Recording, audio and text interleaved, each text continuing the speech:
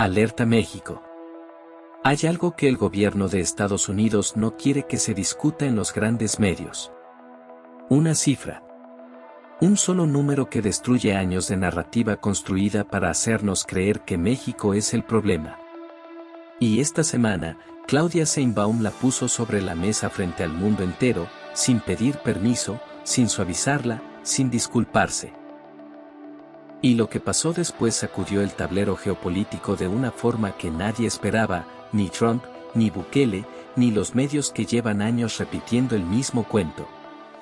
Quédate porque esto va mucho más allá de una declaración diplomática. Lo que está ocurriendo es un cambio de era. Y si no lo entiendes hoy, lo vas a sentir en los próximos meses. Si este tipo de análisis es lo que estás buscando, suscríbete ahora porque aquí no repetimos titulares, aquí desentrañamos lo que está detrás.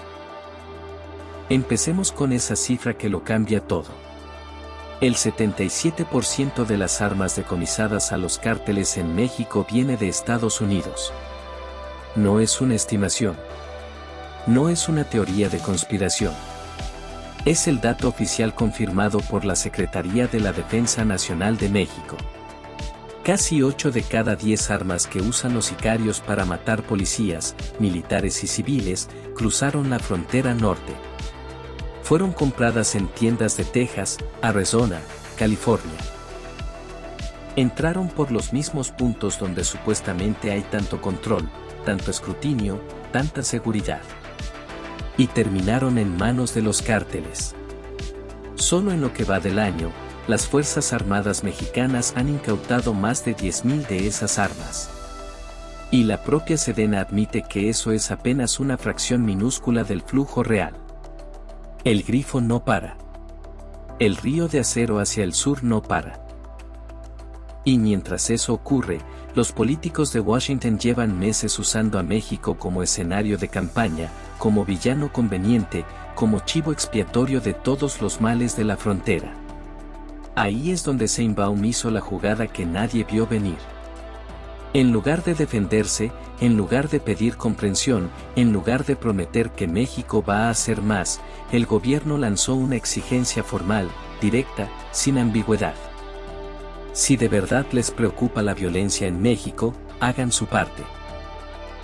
Paren el flujo de armas desde su propio territorio. Cierren el grifo. Y eso, en términos diplomáticos, es devastador. Porque no estamos hablando de una queja. Estamos hablando de una acusación respaldada con datos. Estamos hablando de poner a la superpotencia más poderosa del mundo en el banquillo de los testigos y preguntarle frente a la audiencia internacional, oye, ¿y tú qué has hecho? No puedes señalar el fuego si tú eres quien está vendiendo la gasolina. No puedes hablar de cárteles armados si tus propias leyes laxas y tus propios lobbies de armas son los que los equipan. Esta solicitud es lo que algunos analistas ya están llamando una trampa perfecta para Washington. Si ignoran el pedido, quedan expuestos como cómplices del derramamiento de sangre. Si actúan, tienen que enfrentarse a la Asociación Nacional del Rifle, a los vendedores de armas, a su propia base conservadora. No hay salida limpia. México los puso en jaque con lógica, con cifras y con una petición que en teoría nadie debería poder rechazar si de verdad le importara la vida humana. Eso es lo que significa gobernar con inteligencia estratégica. No con insultos, no con provocaciones. Con datos y con movimientos que el adversario no puede rebatir fácilmente. Y mientras esta batalla diplomática se desarrollaba en el plano del discurso, en el terreno algo igualmente importante estaba ocurriendo. Las Fuerzas Especiales del Ejército Mexicano ejecutaron un operativo de precisión contra el Cártel Jalisco Nueva Generación, el CJNG, una de las organizaciones criminales más peligrosas del planeta. No estamos hablando de una redada menor. Estamos hablando de laboratorios desmantelados, arsenales incautados, operadores de alto nivel detenidos. Un golpe quirúrgico al corazón logístico de uno de los cárteles más poderosos de la historia reciente. ¿Y cuál fue la reacción de quienes siempre critican que México no hace nada? silencio. O peor, desinformación.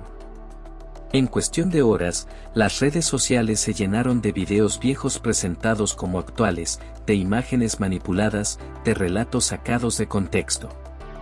Todo diseñado para decir que el operativo había fracasado, que había habido violaciones a derechos humanos, que los líderes habían escapado. Una avalancha coordinada de falsedades con un solo objetivo: borrar la victoria antes de que la gente pudiera verla con claridad.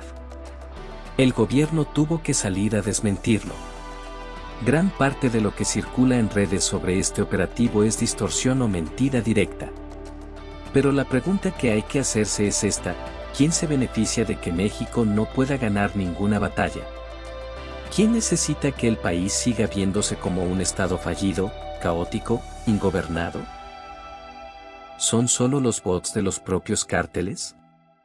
¿O hay intereses más profundos, más poderosos, con más recursos para sostener esa narrativa? Porque resulta muy conveniente que justo cuando México da un golpe real al crimen organizado, justo cuando la diplomacia mexicana está ganando terreno frente a Washington, justo en ese momento explote una campaña de desinformación de esa magnitud. No es casualidad. Es una respuesta. Es el contraataque de quienes no pueden ganar en el campo de los hechos, entonces atacan en el campo de la percepción. Y México está respondiendo en ese frente también. Ya no se queda callado. Identifica, denuncia y confronta la desinformación con la misma energía que la combate en el terreno. Si este análisis te está abriendo los ojos, dale like ahora mismo. Porque lo que viene en los próximos minutos es donde este rompecabezas termina de armarse. Ahora hablemos del personaje que intentó sumarse a esta conversación y terminó en evidencia de una manera que nadie esperaba. Nayib Bukele, el presidente de El Salvador. Conocido por su imagen de líder disruptivo, por su política de mano dura contra las pandillas, por su manejo experto de redes sociales y por una popularidad construida sobre resultados reales pero en un contexto muy específico. Esta semana Bukele publicó un mensaje que muchos interpretaron como una burla velada hacia la estrategia de seguridad de México. El tono era el de alguien que cree tener la solución y que siente que el vecino simplemente no ha querido aplicarla. El problema es que la comparación no aguanta ni el primer análisis serio. Bukele gobierna un país de poco más de 6 millones de personas en un territorio equivalente a una ciudad mediana mexicana. Las maras, las pandillas que su gobierno combatió, son organizaciones de barrio. Extremadamente violentas, sí.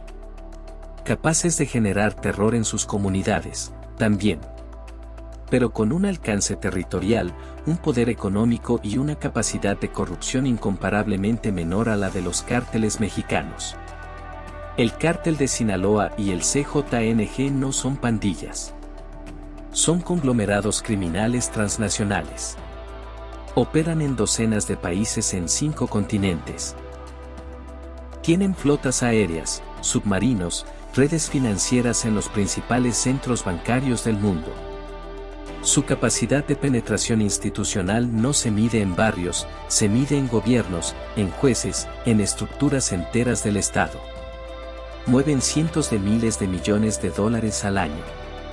Comparar lo que enfrentó Bukele con lo que enfrenta México no es comparar manzanas con naranjas. Es comparar una vela con el sol. La respuesta al comentario de Bukele no vino del gobierno mexicano, que sabiamente lo ignoró. Vino de analistas, académicos y expertos en seguridad de todo el continente, que en pocas horas desmontaron el argumento pieza por pieza. Y lo que quedó fue la imagen de un presidente que intentó dar una clase magistral en una materia que no domina a la escala que pretendía. Su intento de posicionarse como el modelo regional para combatir el crimen terminó revelando exactamente lo contrario. Reveló que no entiende la magnitud del problema mexicano. Y en lugar de debilitar a México, su comentario sirvió para recordarle al mundo lo descomunal que es la batalla que este país lleva décadas librando, en gran medida por su posición geográfica entre el mayor productor de drogas del sur y el mayor consumidor y proveedor de armas del norte. Bukele no quedó como líder regional. Quedó fuera de juego. Y mientras estos frentes externos se desarrollaban, una tormenta interna estaba llegando a su punto de mayor intensidad, con un nombre muy conocido en el centro del escándalo. Ricardo Salinas Pliego. Uno de los hombres más ricos de México. Dueño del Grupo Salinas, que incluye TV Azteca, una de las 2 televisoras más influyentes del país. Esta semana se confirmó que TV Azteca entra en concurso mercantil, el proceso formal de reestructuración de deuda, con pasivos que superan los $400 millones y una disputa fiscal monumental con el gobierno por decenas de miles de millones de pesos que las autoridades afirman que el empresario ha evadido durante años. ¿Por qué importa esto en el contexto de todo lo que hemos analizado? Porque Salinas Pliego no es solo un hombre de negocios. Es un actor político. Ha usado sus micrófonos y sus cámaras durante años para construir una narrativa específica, una narrativa de caos, de ingobernabilidad, de fracaso del Estado. Sus noticieros magnificaban los errores, minimizaban los logros y alimentaban exactamente el tipo de percepción que beneficia a quienes quieren presentar a México como un país sin rumbo. Una narrativa que, no por coincidencia, frecuentemente se alineaba con los argumentos más duros de los sectores conservadores de Estados Unidos contra México. Ahora ese altavoz está contra las cuerdas. No por una persecución política, sino por sus propias deudas y sus propias disputas fiscales. El gobierno aplicó la ley. Y uno de los críticos más ruidosos se ve obligado a bajar el volumen justo cuando México está librando las batallas más importantes de su agenda de seguridad y soberanía. Eso tiene un peso estratégico enorme. No se celebra la caída de una empresa. Se entiende lo que significa en el tablero de poder. Un adversario interno de ese tamaño, debilitado, pierde capacidad de interferir en la narrativa nacional en un momento crítico. Ahora observa todo junto. Un frente diplomático donde México exige corresponsabilidad a Estados Unidos en el tema de las armas y gana el argumento con datos irrefutables. Un frente militar donde el ejército asesta golpes reales al crimen organizado y defiende esa victoria frente a una campaña de desinformación. Un frente mediático donde el gobierno identifica y combate las noticias falsas en lugar de ignorarlas. Y un frente interno donde la aplicación de la ley debilita a uno de los actores con mayor capacidad de sabotear el relato oficial. Estos no son eventos separados. Esto es una estrategia. Es la afirmación simultánea de soberanía en 4 dimensiones al mismo tiempo. Y el resultado es que México, por primera vez en décadas, no está respondiendo desde una posición de defensiva. Está atacando desde la iniciativa. El impacto de esto va más allá de la relación México-Estados Unidos. Para el resto de América Latina, esto es un modelo. Otros países que también viven la violencia alimentada por armas norteamericanas, que también sufren la narrativa del Estado fallido, que también sienten el peso de una relación asimétrica con la superpotencia del norte, ahora tienen un ejemplo concreto de que se puede confrontar esa dinámica con inteligencia, con datos y con determinación. Podríamos estar viendo el inicio de un movimiento regional que exija a Estados Unidos rendir cuentas por el rol de su industria armamentística en la violencia de todo el continente. Y si eso ocurre, el mapa político de las Américas cambia de una manera que no se ha visto desde hace generaciones. Para Donald Trump, el costo es inmediato. Su argumento más repetido contra México, el de un país incapaz de controlar su territorio, ha sido respondido con una pregunta que no tiene respuesta fácil. ¿Y tú controlas el flujo de armas que salen de tu país? Cada vez que Trump mencione los cárteles en un discurso, esa pregunta va a estar ahí, flotando, esperando. Lo dejaron en evidencia con su propia lógica. Para Bukele, la lección es costosa en términos de imagen regional. Intentó ganar protagonismo en una conversación que no le correspondía y terminó reducido.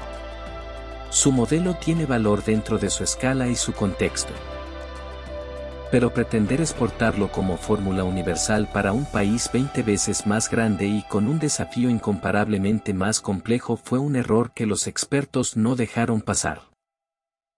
Y para México, lo que estamos viendo es un proceso de reconstitución de autoridad moral y estratégica que llevará tiempo consolidar, pero cuyos fundamentos se están poniendo ahora, con estas jugadas, con estos movimientos, con esta nueva postura que dice al mundo: ya no somos el problema, somos parte activa de la solución y exigimos que los demás lo sean también.